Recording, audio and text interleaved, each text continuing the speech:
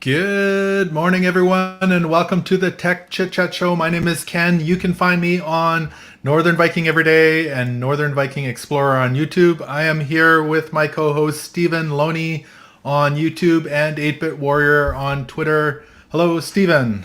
Good morning, Ken. How are you today? I'm doing well. Yeah, it's a good day. How about yourself? I'm good. I've got my coffee, and I am ready to talk the state of the consoles. Yes, cheers. Cheers. Wow.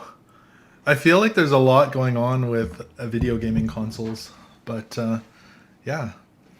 It's is it rainy or snowy or what is it there today? It's foggy. Foggy in the Vancouver area, and it is kind of just gray here in central British Columbia, or Kelowna, British Columbia, so it's yeah. For many of you who don't know, who haven't watched us before, we are a few hours apart from one another. So Stephen's just outside of Vancouver, and I am about 4 hours away in Kelowna, British Columbia. That's right. Right near Canada's only desert. Fun fact for you. Canada has a desert? Canada has a desert. Yes. Wow. So, and if you drive on the road right by our house, it'll take you Highway 97 all the way to California. So it's not that far from rainforest to desert, is it, in Canada? They're like it's neighbors. Not. They're neighbors, so. Yeah. All right, shall we dive right into drinking coffee and talking about video gaming consoles? Wow, there's a lot happening right now, for sure. Yeah, it was kind of trying to formulate what we're going to talk about today. It's like, where could we go with this? And there's a number of directions we can go. So yeah, we're going to try. Yeah. So it's crazy. I walked out of my room this morning, and my son's like, "What in the world?" And he looks at he's looking at his phone, and there's some crazy stuff going on with Microsoft today. There's all sorts of rumors about PlayStation stuff in the last week or so. Xbox is killing the Xbox One, so there's a whole bunch of stuff to talk about. Oh, dun dun dun. So let's dive right into it. Shall we start out with the PS5 Backwards compatibility? Yes. Does this excite you? Yes. And everybody's like, oh, it already is backwards compatible to play the PS4. Well, there are some rumors. Well, there's been rumors for a long time, but maybe there's some more substantiated rumors recently. So let's jump over to Destructoid. And so, interestingly enough, apparently some PS3 games popped up on the PlayStation Store, I think in the UK, with a price. And then they disappeared. And people are saying, what is going on here? Right. Yeah, I'd be excited about this. Yeah. So right now it's not sure if this was a glitch or unintended, because these are games that I believe are accessible on the PlayStation Now service, the subscription service. So it's wondering, okay, was this a mistake? Yeah, they show up on the PlayStation Now. Was it not supposed to be showing up on there? But they are given a price, but they couldn't buy them. So that's what was the really odd part. So this naturally leads to, well, okay, if these are showing up, was this a glitch, or are these things planned to be on the store to be purchasable for PS5 users, which would mean that it needs to have PS3 compatibility. Yes. Which is kind of big news. So that is cool. Personally, we here have a catalog of PS3 games, and to be able to play your PS5, PS4, and PS3 games is kind of a cool catalog. What game would you be looking forward to playing the most from PS3? PS3, MotorStorm is one. Yes, that's one of mine. I was going to say I love MotorStorm. I just said to my son the other day, I want to build a MotorStorm truck, because I saw one on Craigslist or whatever. not ever going to happen, but it would be kind of fun to drive around in a MotorStorm truck. Just crash into everything and well, not so much that, just to drive down the street. hold down the boost too long and explode into a million pieces. Yeah. That's one, but also like Super Hamster Ball or whatever it's called. Okay, so we still have a PS3, so occasionally these games pop up, but I'd be very inclined. I don't have a PS5 yet. I'd be very inclined to buy one if it went fully backwards compatible. Right. Likewise. So, yeah. Ironically, I think I was telling you this yesterday. One of my favorite games for the PlayStation 3 is, I think it was EA that built it, and it was based on their NHL hockey game, but it was like a 3-on-3 kind of arcade hockey. Right. And I love that game. It's just more casual hockey, and you get jumbo goalie or the guy who can shoot the puck really hard or whatever. Right. And it was just more like arcade style, and I always loved that one. Kind of like the NBA Jam of hockey. Yeah. Like, yeah. So. And no, that was fun, and those are the games that don't seem to exist on the PS4 or PS5. Well, we spent a lot of time. We used to play Critter Crunch a lot. I know I played that with you, and we played another one called Eden. Yep. So there's a lot of just kind of, and they weren't expensive games. They were ones that you get for $5-10 or whatever on sale. Yeah. And then, I mean, of course, there's all the big names as well. Like, but a lot of those have even been remastered. Like, I think about, I think it was the original Call of Duty Modern Warfare. Yeah. Remastered on the PS4, which I did play, and which is, I think, still in my opinion, one of the best shooters of all time. It's even, I think, when I go back and look at the Call of Duties, that original Modern Warfare was one of the best. Yeah. So yeah, there's a lot of stuff there, and and the speculation with that then too is like, okay, so there is a strong PS3 catalog, and we haven't even talked about PS2 or PS1, but let's just keep PS3 on the table. There's a strong PS3 catalog out there. If there's any truth to this, will it allow original discs to be used? And secondly, will it have any kind of upscaling factors and things like that, performance improvements? Yeah. Those are questions that we wouldn't know, but those are just the things on the table that would be cool to. The other fact is, I feel like there was more kids games back in the day. So if you're a family and you're looking for kids games, there were so many games that you could pick up on the cheap right now. Things like Spyro or Ratchet and Clank, those kind of games. I feel like there was a lot of those ones, which would be, if you have kids and want to let them play games, you can probably pick those up for $5 at a secondhand store. So that's a great option as well. So I think it's kind of exciting to see if this does come to fruition. The interesting thing, continuing on here, there was a tweet. This was by Sean McElroy, but he was kind of retweeting a patent that was filed. Do you want to speak on this, Stephen? Yeah, so this seems to give a bit more ground to what's going on. So it's kind of if it was just that store thing with PS3 games showing up, that's one thing. But with this happening, with this patent being listed, if I'm correct, January 6th. So this just happened. So this is a patent for, I think, from Sony or someone in whatever. But so Mark Cerny, is the name on it. Okay, yeah. So Mark Cerny is one of like the chief guys at Sony. He was in hands-on with PS3 set, getting that. So if you go to his profile, it's lead system architect of the PS4 and PS5.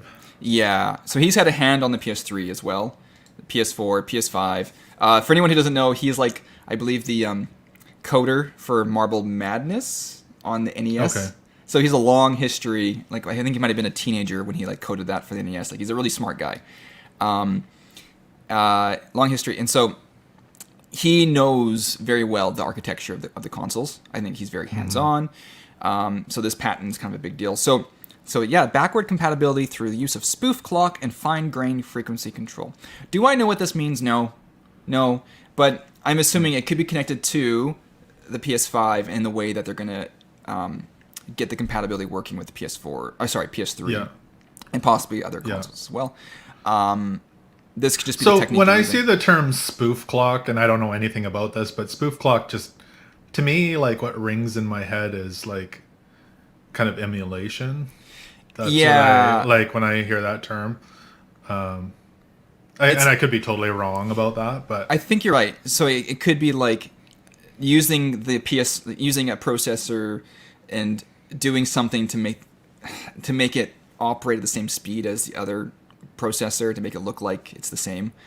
Mm-hmm. I think you're onto something there, but we don't have the details to know exactly. And Mark Cerny's a really smart guy, so I don't know what I don't want to try to explain what he's thinking.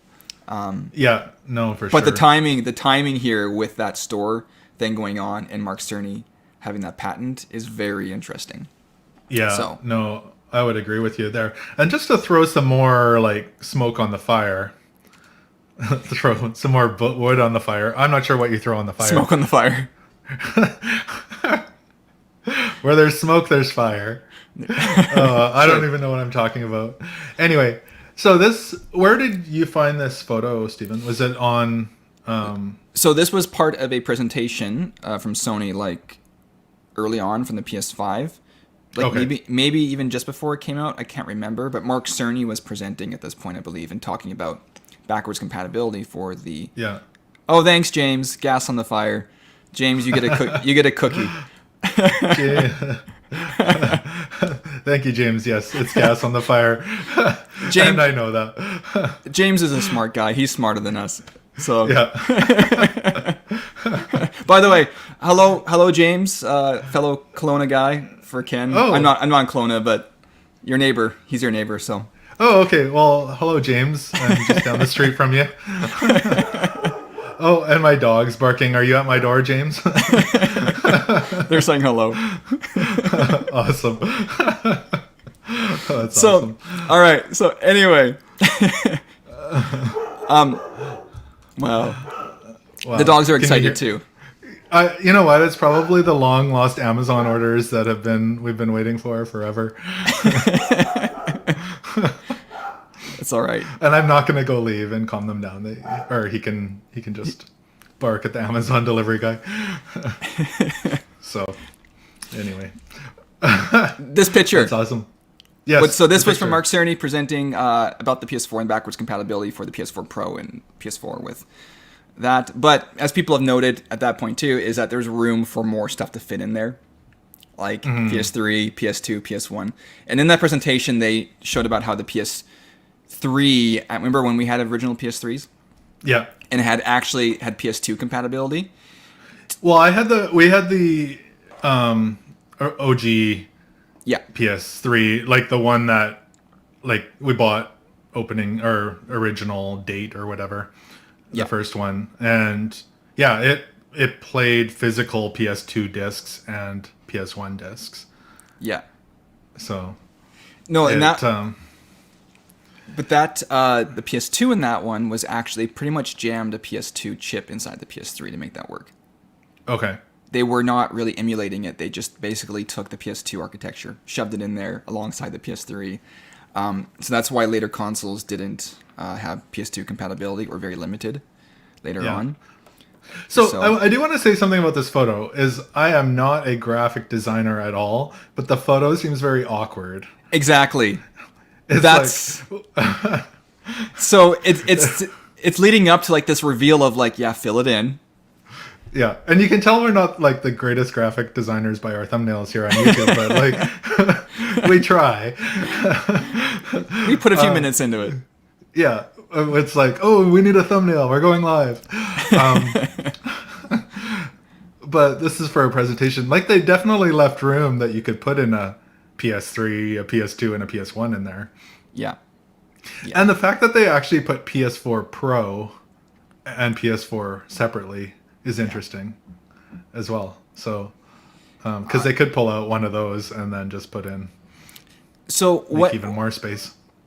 What what's interesting here is that when Sony was talking about this during this presentation, the PS5 has a processor in it, which is used what's called the Tempest engine for the audio, for like the 3D position audio system. It's like this processor that Mark Cerny stated was very similar to the PS3's cell technology. Interesting. Okay. So it's like, okay, so you have this cell-like PS3 processor in there for audio. That sounds very convenient to repurpose for PS3 compatibility. So I'm suspicious they're going to be using that processor for the audio for the backwards compatibility layer. Yeah. And they may have just needed time to bring it, like they may have needed time to work out the tweaks. But that was part of the same presentation here, I believe. Very suspicious. And then, but as for like PS2 and PS1, I think that would just be a given. Like, I think that's easy to emulate because the PS5 is really powerful. I don't think we'd have any problem just emulating that stuff. So there were some good games there back in the day. I know when we both got our PS3s on the same date here in Kelowna at Toys R Us, and we both had the Call of Duty, which is probably going to come up later again in this episode about stuff that's happening with Microsoft. But we both had Call of Duty, and there was like a Gran Turismo game that we used to play. But we'd also go back and play PS2 games online. I remember playing SOCOM from the PS2 online for the PS3. We eventually got Resistance Fall of Man. We both bought that on eBay. Yes. Okay, that one was suspicious. We got Resistance Fall of Man for a really good deal. They were like $30 when they're usually like 50 or 60. Yeah. And what happened when we opened the case? What was weird for about both it? of us? For both of us. Because you were living at our house at the time. Right. Yeah. So we open the cases and the disc is upside down. So it was the shiny surface looking out at us, and we're like, both of us were like, We got, we believe, factory seconds that were not supposed to be sold, but they worked. They worked. They worked perfect. Yeah. It's just the discs were upside down. Yeah. So I'm not sure. That was weird. Interesting eBay purchase for sure. Yeah. That's awesome. So, but the PS2 compatibility and PS1 was a cool thing at the time for the PS3. Yeah, no, it definitely was. And I want to say that I'm still playing. I actually just hooked up my PS1. I started playing Mega Man Legends again on the PS1, and so there's still a collection of games on the PS1 that I do like. I still have a need for the PS1. So you know what I've been playing recently? I have on the Switch because we got the online pass with the Nintendo 64. I've really been into Mario Tennis. You're not wrong. It's a good game. Because my son has a Switch too. We can play against each other on our own Switches, which is nice. Oh, that's pretty cool. So, yeah. No, Mario Tennis. The Mario sports games are good. Yeah, they're good. It's actually more difficult than that. Luigi always gets me. I want to say too, with the N64 stuff, I actually hooked up an N64 as well here, and I have a younger family member who's only like 10 years old, and he plays he's played like the newer Smash Brothers, Super Smash Brothers. Okay. But he's actually now going back and playing the N64 one, and he actually enjoys that one. So it's interesting having this younger generation who enjoys the old N64 Smash and the new one. And so it's interesting just seeing that. So there seems to be a place for these older games that are still being enjoyed and not just ditched. Sure. So, well, let's continue on. PS4 lives on. Xbox One dies. Dun, dun, dun. Again. So, let me pull this article up. I can hear the Sony fanboys. Of course. We saw it coming. The Sun. I think this is UK. I should probably know. It says UK edition. That must mean UK. Yeah. So, the Xbox One has been discontinued as of an announcement recently. And Sony is ramping up their PS4 production to deal with PS5 shortages. Right.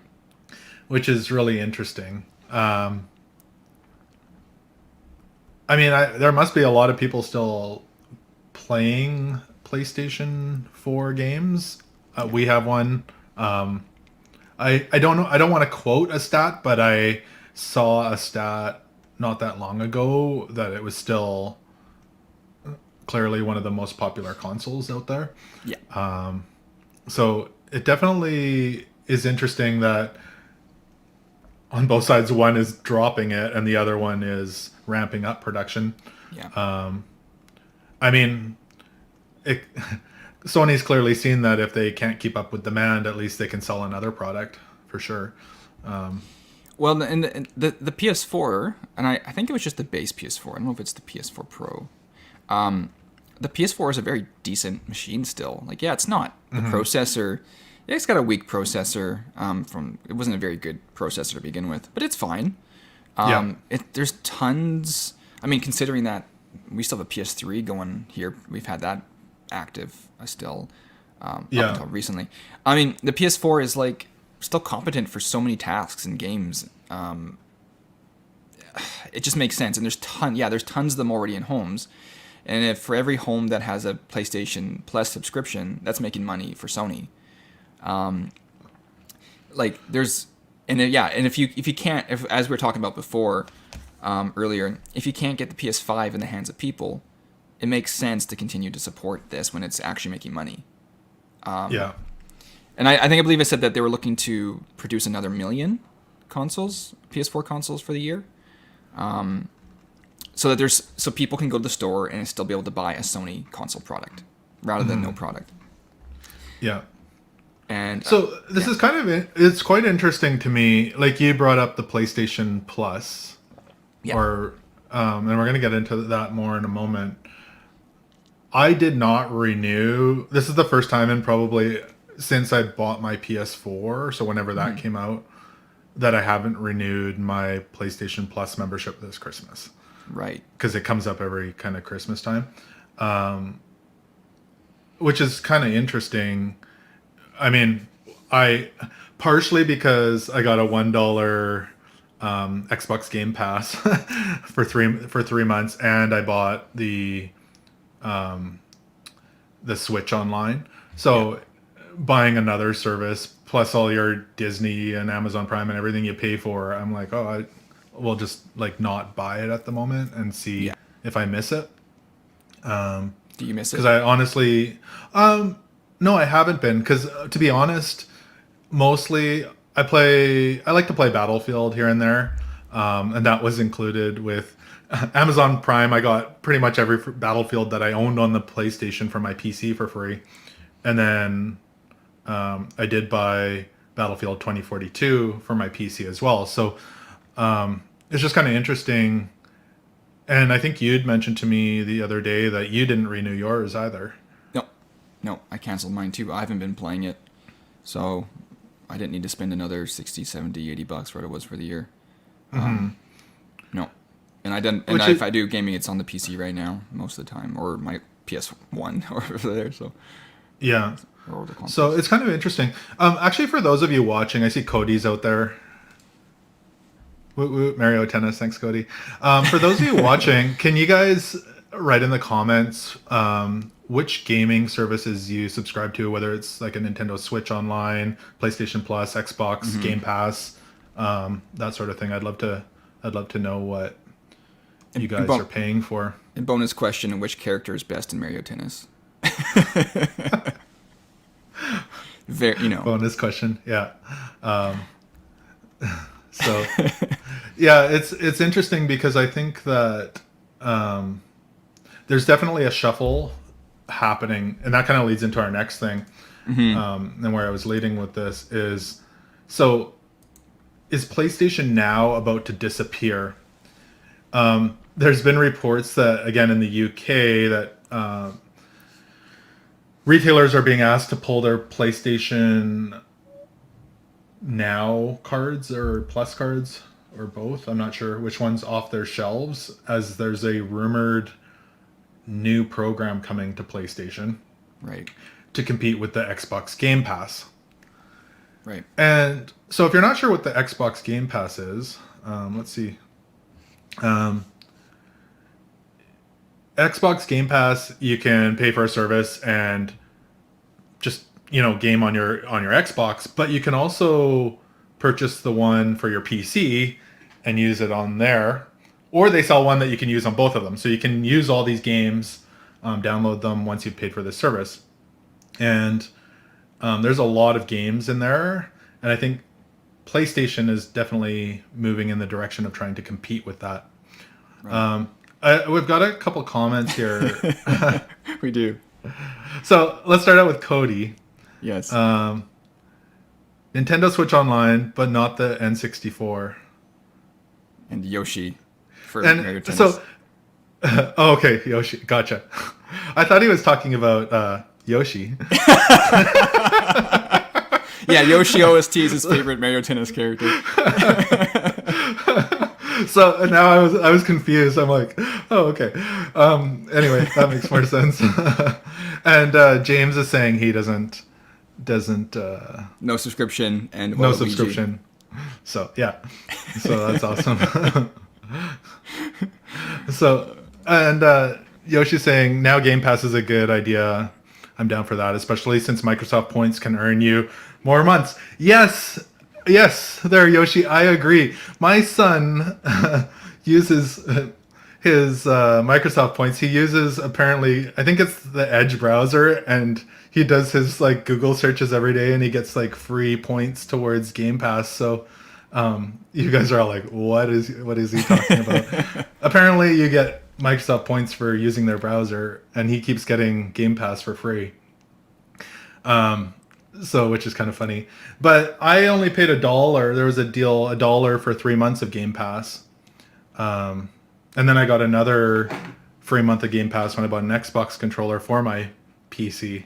Right. So, yeah, it's definitely an interesting service. And you can, if you have an Xbox, you can actually upgrade it to where you can use it on your PC and your Xbox. And I say that from the aspect of I've never owned an Xbox in my life, and I always have been a PlayStation fan. But it's really interesting when it comes back to what PlayStation's doing here. PlayStation's doing here and implementing maybe some sort of new Game Pass type of style. Now, the interesting thing is there's been a lot of talk lately about PlayStation games coming to PC. I believe the Uncharted series, there's rumors of that and different things. And there's already been like other God of Wars now on PC, and the Horizon Zero Dawn, it's on PC. So there has been already transition there. And even with Sony's partnership that they've made with Discord. Oh, right. Yeah. Maybe there's something going to happen there. So it'll be interesting the next year to see what kind of stuff comes out. Let's continue on. So I already said whoops because I popped this up. Yeah. Microsoft, this is like the big news of the morning. Microsoft to acquire Activision Blizzard for $68.7 billion US. This is everywhere this morning, which is huge. So this is directly on Microsoft's site. Mm-hmm. So welcoming the incredible teams and legendary franchises of Activision Blizzard to Microsoft Gaming. So includes series you can see there for yourself: Overwatch, Diablo, Call of Duty, World of Warcraft, Candy Crush, StarCraft, and more. The interesting one for me, I was like, I think I saw this on a different site, and I was like, oh, Tony Hawk Pro Skater, because that's Activision. Suddenly, I actually care about this news. So my thought here is, there's a couple things. Does this affect Sony in any way with these franchises going forward? Right. So, I mean, there's probably deals already for a certain number of years, but Call of Duty, for example, on Sony, is that going to disappear in a few years? I mean, we already kind of have a precedent set with Microsoft because they did purchase Minecraft. They purchased Mojang some years back, and they've continued to support console like PlayStation support, and as well as PC and stuff. So if they continue like what they've done with Minecraft, I think they're going to leave it as is and continue to support like Sony and stuff. Yeah, I'd just be hard pressed. I don't, based upon the current, more recent Microsoft track record, I don't think they're going to be doing Xbox exclusives with these titles. They could. They could give priority to, get it 3 months sooner on Xbox or something like that. But yeah. There's other big ones here. So, right on here it says Tony Hawk, Diablo, Overwatch, Spyro, Guitar Hero, Crash Bandicoot. So there's quite a bit on there. Oh, because that includes Toys for Bob, as well as like Beanox Studios, Raven, and actually there's a lot. There's quite a bit of talent that just got purchased here. I didn't realize that it also included Toys for Bob. And interesting. Okay. Yeah. So it'll be definitely pretty big for sure. I know on The Verge they're again talking about $68.7 billion. Where they're saying that's a lot of money because they bought LinkedIn. It's saying here for $26 billion. So but that's a lot of it's a lot of money. But they just bought a lot of studios. That's true. Microsoft paid what, $4 to $6 billion just for Mojang, with like one big game at the time. Okay. So this math makes sense if you use that as a baseline, because this is a lot of studios with already up and running money making products. So yeah. No, for sure. I am very interested in seeing how this will affect things like what we were just talking about, the Game Pass. If a lot of these games will come to Game Pass. Right. It's to compete with what they know is coming from Sony. Yeah, it could be. Can I just note a little bit of irony here that I just realized? Maybe you mentioned it before, but they now also own Crash Bandicoot, apparently. Which is kind of interesting. Yeah. So now Crash Bandicoot could be a Microsoft Xbox exclusive, not a Sony exclusive. Like, that's just kind of funny that. So if you do want to play it on your Spyro. backwards compatible PlayStation 5, you're going to have to go out and find a disc somewhere. Yeah, because Microsoft may not give the licensing for Spyro or Crash Bandicoot for your PlayStation 5. So yeah. I don't think they will. I think they'll continue to support, but. Well, as long as they're making money, they probably will want to support it. So it's all about the money. Follow the money. And so any other thoughts on that, or to me it wasn't that interesting of news. Like, it's interesting, especially now that you reminded me that Tony Hawk's involved. Like, maybe I love Tony Hawk 3. That was an amazing game. So maybe Microsoft would be like Activision, do stuff with Tony Hawk. Like, maybe they bought it. Maybe Microsoft bought Activision Blizzard just to get Tony Hawk, the franchise, back up and running. Maybe that was the whole plan. Yeah. So. I will buy it. So the 1 and 2 remake just came out, or I think that was like a year and a half ago. Yeah. I didn't buy it, but I will buy it if 3 comes out. Yes, that's what I'm looking for too. Because is not the airport level amazing? It is. Yes.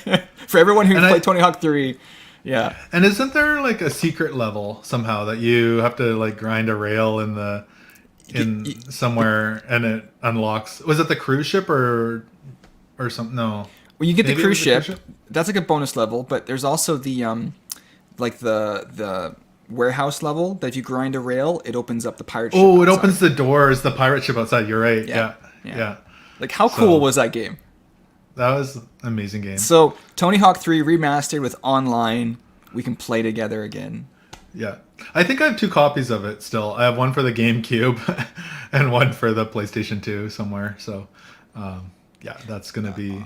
On that note, can I just mention that in my household, I have 3 copies of N64, like Star Wars Pod Racer. For some reason. Speaking of like duplicates of games, it's like... Okay. You know what I always get made fun of? By your brother, who often sits next to you there, and my son. Somehow, I have like 4 copies of the movie Hitch on DVD. And I get teased so much about this, and I don't know how I ended up with 4 copies of Hitch on DVD. The fact that I still have DVDs But the fact that they have like 4 copies of it is kind of funny. So I think one of these years it's time to like gift people, the special people in your life. I was gonna give one to your brother for Christmas, but it never happened. I think you should give them out as like wedding gifts. Yeah. That's funny. Random movie. I am a Will Smith fan. Little known fact, Steven knows this. I did meet Will Smith one time at the Chapters bookstore in Langley in your town, which was my claim to fame. And I did you chat almost with tripped. him in there. You almost tripped over and then, who?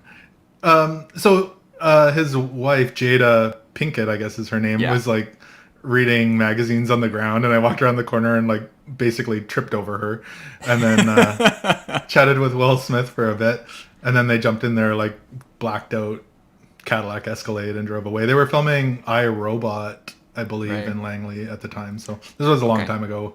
So when iRobot came out, I'm not sure what year that was. Right. So yeah, that is pretty claim neat. to fame. So, but yeah. So I don't know. We do have a question of the day. Let me find it here. Seems boring now. What is our question of the day? We can change it if we need to. Are you excited about backwards compatibility? To be more specific, in the PlayStation 5, or do you even care? To add to that, though, if you are, is there a specific game in of the PS3, PS2, PS1 library that you'd be like, yeah, this is why I'm excited for it? You can leave that in the comments. We would love to hear about that. Yeah. So I think we're kind of done our main part of the show. Do we want to just stick around and chat and drink some more coffee, Stephen? Is there any more to talk about? Have we discussed everything already? Well, if people put questions up there, that would give us ideas to talk about, because I'm drawing a blank at this point. I pretty much do. Yoshi, come on. You've got something to say. You always got questions. You always got a comment there.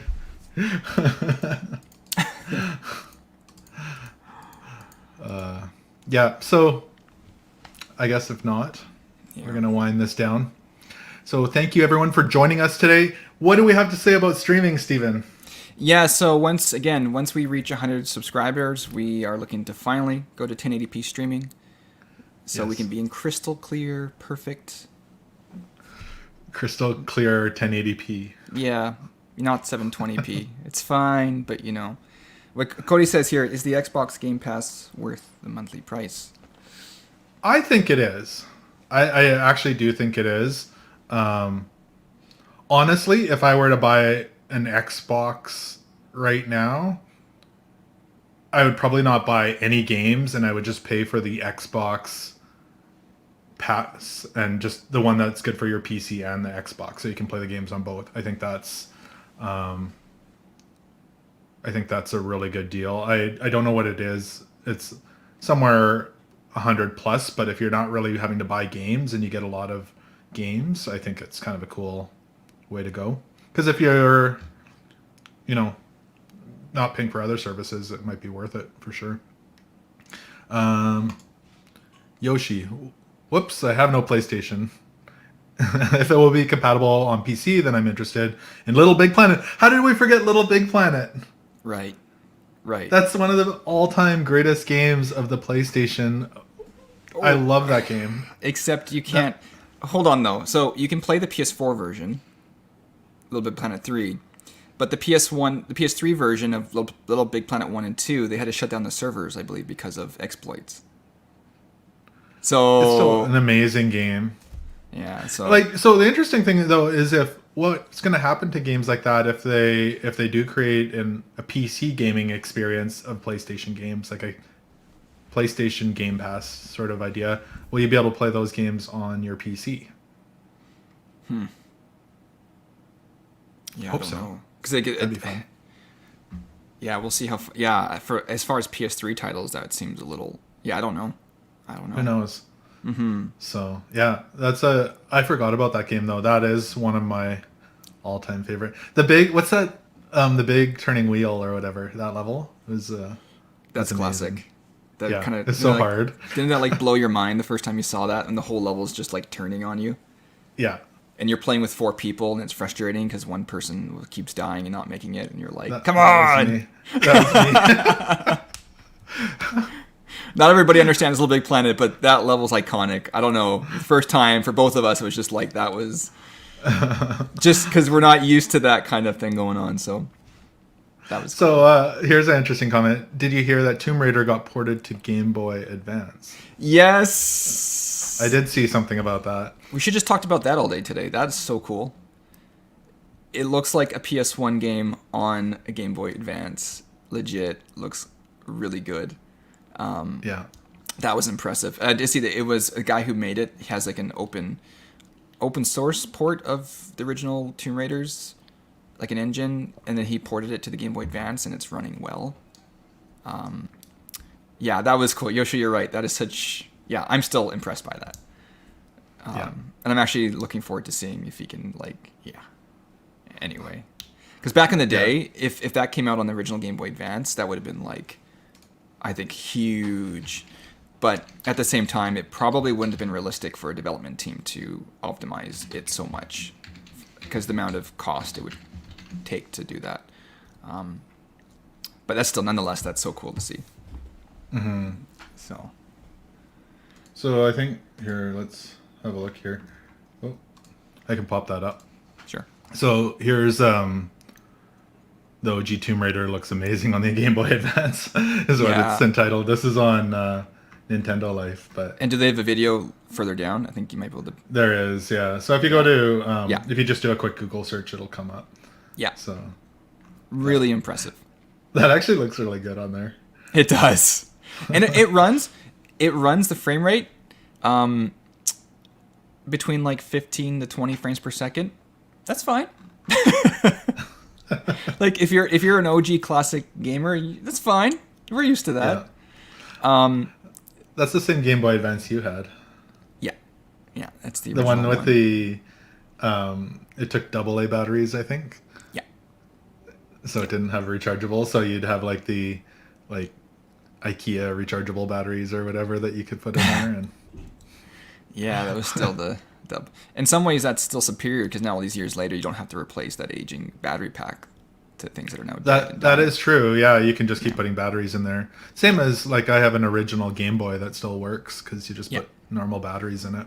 As long as it didn't corrode old batteries inside and wreck it, you know. But. Well, then you just blow in the back and it fixes all Nintendo. Just like you can. Take your cartridge, put it in. That fixes everything. Yeah. Game Boy. You know what? I had the only Tony Hawk I played was the one on the Game Boy. I had it for the Game Boy Advance as well. That was a good port. Yeah. That was actually a good port of the game. I don't remember the number. Was it 20? I don't know if they were numbered the same. I can't remember. Yeah. I think it was. I think Tony Hawk 3. Like I remember, I think they did the Foundry level on it, if I remember correctly, which means it would have been Tony Hawk 3, I think. But I could be wrong. But it was impressive. That was actually, it was like a fake 3D in that one, but it looked pretty cool. Yeah. Yeah, that one was another. Yeah, impressive. No, that was definitely a fun. You know what? The Super Mario Brothers 3, like the original from the NES they had on there, which was a really good game for that console. Right. It looked really good. It was always good to have a pocket Super Nintendo or a Mario in your pocket. See, you're kind of advocating for backwards compatibility. We're talking about old games and being like, I want to play that. So here's a question then. If Microsoft's already into like a Game Pass service, PlayStation's moving into PC gaming service, what do you think the odds are that Nintendo would come out with something for a PC? Nintendo doesn't play by the same rulebook. Nintendo's like, you guys are doing that? We're not doing that. Yeah. Well, it forces people to buy their consoles if they want to play their games.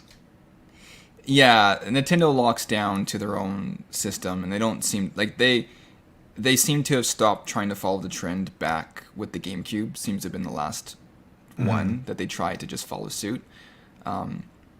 I wouldn't try to speculate I don't think Nintendo's going to try to pull a Sony or Microsoft. Yeah. I'd be very surprised. So. Yeah, it'll be interesting. It's definitely, I think, going to be an interesting year with everything that comes out for sure. So, all right. Well, any other final comments from you guys out there? Not really. So awesome.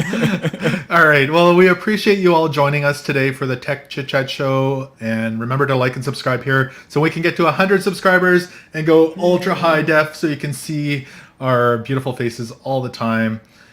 Nintendo on PC. I mean, that's the closest thing we had was Pikmin. Sorry, now I'm back into reading comments. Playable Pikmin. So awesome. Thanks, Yoshi. But until next time, thank you very much for watching and take care. Bye-bye.